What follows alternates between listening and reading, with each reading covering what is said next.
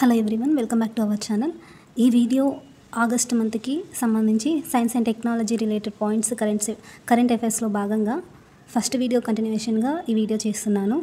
So let's go to the topic.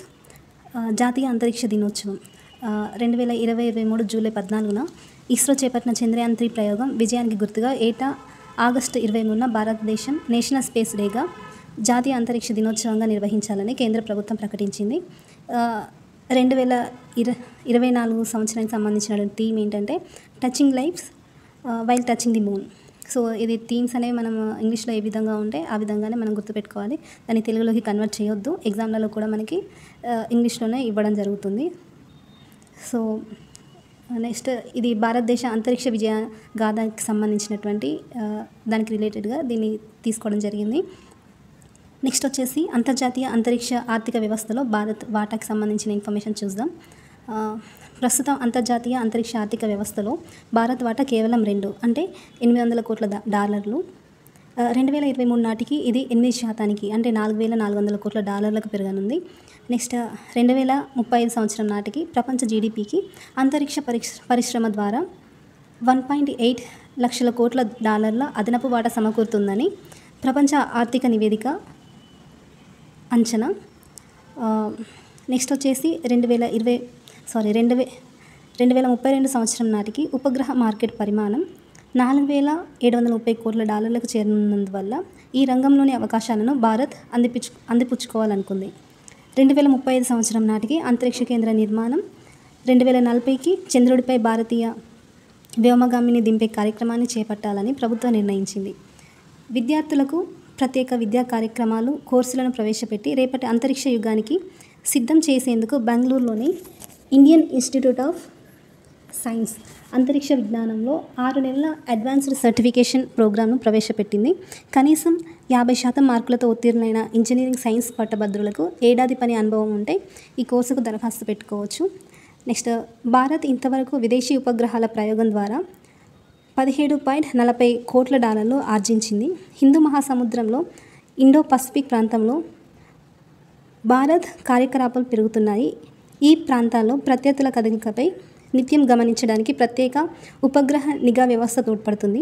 అమెరికాకు చెందిన GPS, రష్యాకు చెందిన గ్లోనాస్, ఐరోపాకు చెందిన గెలీలియో, చైనాకు చెందిన బైడు నిఘా ఉపగ్రహాలు ఉన్నాయి. వాటికి దీటుగా భారత్ నావిక వ్యవస్థను అమర్చుకుంది.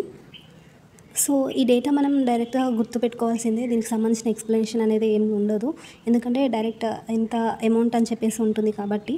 సో మనకి ఎగ్జామ్లో ఏ విధంగా అడుగుతారంటే ఆప్షన్స్ ఇస్తారు. ఆప్షన్స్ ఇచ్చి అందులో కరెక్ట్ ఆప్షన్ చూస్ చేసుకోమని అంటారు. సో మనకి ఎంత వాటా, ఎన్ని కోట్లు, ఎన్ని లక్షల కోట్లు అని చెప్పేసి అడగడం జరుగుతుంది. సో అందులో మనం కరెక్ట్ ఆన్సర్ని గుర్తుపెట్టుకుని ఆప్షన్ని చూస్ చేసుకోవడం జరుగుతుంది. నెక్స్ట్ ఆర్టిమిస్ ఒప్పందాలు. అమెరికాతో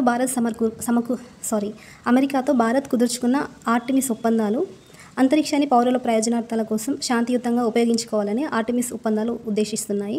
2025 నాటికి చంద్రుడిపైకి మళ్ళీ వ్యోమగాములను పంపాలని, 2029 నాటికి చంద్రుడి దగ్గర అంతరిక్ష కేంద్రాన్ని నిర్మించాలని కూడా ఈ ఒప్పందాల లక్ష్యం. నెక్స్ట్ వచ్చేసి సప్నోకి ఉడాన్ ఈ మ్యాగజైన్ రిలీజ్ చేశారు. సో మొట్టమొదటి నేషనల్ స్పేస్ డే సందర్భంగా union educational minister Dharmendra Pradhan ఈ మ్యాగజైన్ని రిలీజ్ చేయడం జరిగింది. సప్నోకి ఉడాన్ ఇంపార్టెంట్ పాయింట్. నెక్స్ట్ వచ్చేసి రాకెట్ స్పీడ్లో ఇస్రో ఎకాన్-1 అండ్ యూరో కన్సల్ట్ నివేదికలో వెల్లడి.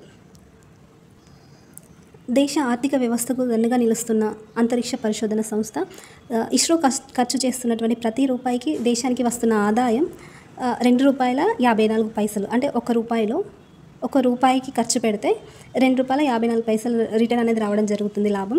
గత 10 ఏళ్లలో 4,98,000 కోట్లు సమకూర్చిన ఇస్రో 2014లో దేశ జీడిపిలో ఇస్రో వాటా 31,540 కోట్లు, 2023కి 52,290 కోట్లకు చేరింది ఇది. నెక్స్ట్ 47 లక్షల మందికి ఉపాధి కల్పన అనేది ఈ ఇస్రో ద్వారా మనకి జరిగింది. అదేవిధంగా ప్రత్యక్షంగానే 96,000 మందికి ఉపాధి కల్పన అనేది జరిగింది. 55 ఏళ్లలో 97 రాకెట్ల ప్రయోగం అనేది మన ఇస్రో చేయడం జరిగింది. అదేవిధంగా 432 విదేశీ ఉపగ్రహాలను కక్షలోకి చేర్చింది మన ఇస్రో.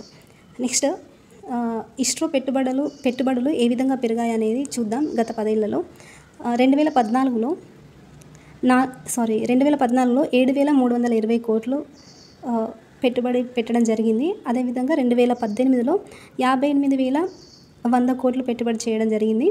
2023లో 1,07,900 కోట్లు పెట్టుబడి పెట్టడం జరిగింది. నెక్స్ట్ ఇది ఆర్థిక రంగంపై ప్రభావం ఏ విధంగా ఉందనేది చూద్దాం. 10 ఏళ్లలో ఇస్రో ద్వారా జీడీపీలో పెరిగిన స్థూల ఉత్పత్తి విలువ 4,98,000 కోట్లు. ఇందులో ప్రత్యక్ష వాటా 39%, పరోక్ష వాటా 42%, ఇస్రో ప్రేరణతో జరిగిన ప్రైవేట్ వాటా 19%. నెక్స్ట్ ఇంపార్టెంట్ పాయింట్ ఇది ప్రతి రూపాయికి 2.5 రెట్లు లాభం అని చెప్పేసి ఫ్రాన్స్ సంస్థ నివేదిక రిలీజ్ చేయడం జరిగింది. ఇస్రోతో దేశానికి భారీ ఆర్థిక ప్రయోజనం అని చెప్పేసి ఆ నివేదిక చెప్పింది. ఇస్రో వెచ్చించే ప్రతి రూపాయికి 2.54 తిరిగి వస్తుంది. ప్రత్యక్ష పరోక్ష ప్రయోజనాల రూపంలో దేశ ఆర్థిక వ్యవస్థకు ఇది సమకూరుతుందని చెప్పేసి నివేదిక వెల్లడించింది. ఫ్రాన్స్కి చెందిన నోవాస్పిక్ అనేటువంటి సంస్థ భారత్లో అంతరిక్ష కార్యక్రమ సామాజిక ఆర్థిక ప్రభావం అనే అంశంపై రూపొందించిన ఒక నివేదిక ఈ విషయాన్ని వెల్లడించింది. ఇటీవల దీన్ని కేంద్ర మంత్రి జితేంద్ర సింగ్ విడుదల చేశారు. దీని అంచనాల ప్రకారం గత 10 ఏళ్లలో అంతరిక్ష రంగంపై భారత్ $13 బిలియన్ వెచ్చించింది. దీనివల్ల దేశ ఆర్థిక వ్యవస్థకు ప్రత్యక్షంగా పరోక్షంగా $60 బిలియన్ మేర వరకు లబ్ధి కలిగింది. దీనికి తోడు 47 లక్షల ఉద్యోగాల సృష్టి అనేది జరిగింది. సో ఇదండి కరెంట్ అఫైర్స్కి సంబంధించి science and technology related important points August మంత్కి సంబంధించినటువంటి science and technology current affairs points. ఇవి ఇంపార్టెంట్ పాయింట్స్ నేను చెప్తున్నాను. సో కరెంట్ అఫైర్స్ అనేవి మనం డే టు డే మనం అప్డేట్ చేసుకుంటూ ఉండాలి. సో కాంపిటేటివ్ ఎగ్జామ్స్కి ప్రిపేర్ అవుతున్నటువంటి ఏ కాంపిటేటివ్ ఎగ్జామ్కైనా ఈ కరెంట్ అఫైర్స్ అనేవి తప్పకుండా యూజ్ అవుతుంది. ప్రతి ఎగ్జామ్లో అడగడం జరుగుతుంది కాబట్టి ఇంపార్టెంట్. సో ఇదండి ఈ వీడియోకి సంబంధించిన ఇన్ఫర్మేషన్. చూస్తున్నటువంటి వాళ్ళు తప్పకుండా లైక్ చేయండి. కాంపిటేటివ్ ఎగ్జామ్స్కి ప్రిపేర్ అవుతున్న వాళ్ళకి షేర్ చేయండి. Thank you so much. Bye bye.